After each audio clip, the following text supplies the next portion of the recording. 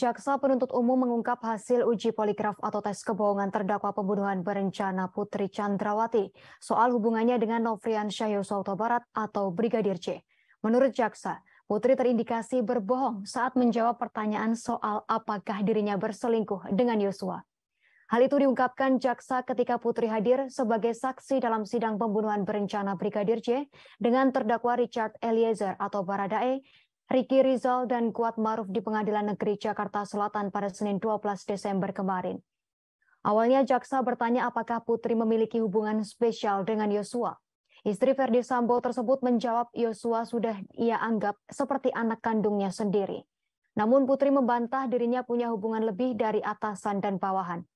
Setelahnya jaksa menyinggung soal uji poligraf. Putri berujar ia sudah menjalani uji poligraf ketika diperiksa di Badan Reserse Kriminal Polri. Namun ia mengaku tak ingat dengan pertanyaan dalam uji kebohongan tersebut. Jaksa lantas membacakan pertanyaan uji poligraf Putri saat itu.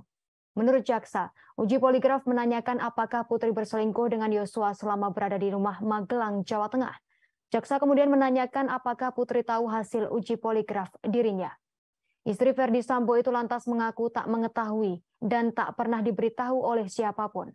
Saat itulah jaksa mengungkap bahwa hasil uji poligraf Putri terindikasi tak jujur saat ditanya mengenai hubungannya dengan Yosua. Dalam kasus ini, Putri menjadi satu dari 5 terdakwa pembunuhan berencana terhadap Brigadir Yosua. 4 terdakwa lainnya yakni Verdi Sambo, Ajudan Sambo Richard Eliezer atau Baradae, dan Ricky Rizal atau Bribka RR, serta ART Sambo Kuat Maruf.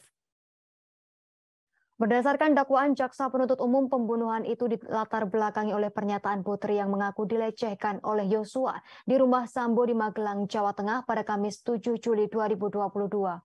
Pengakuan yang belum diketahui kebenarannya tersebut lantas membuat Sambo marah hingga menyusun strategi untuk membunuh Yosua. Disebutkan bahwa mulanya Sambo menyuruh Ricky Rizal atau Bribka RR menembak Yosua. Namun Ricky menolak sehingga Sambo beralih memerintahkan Richard Eliezer atau Baradae.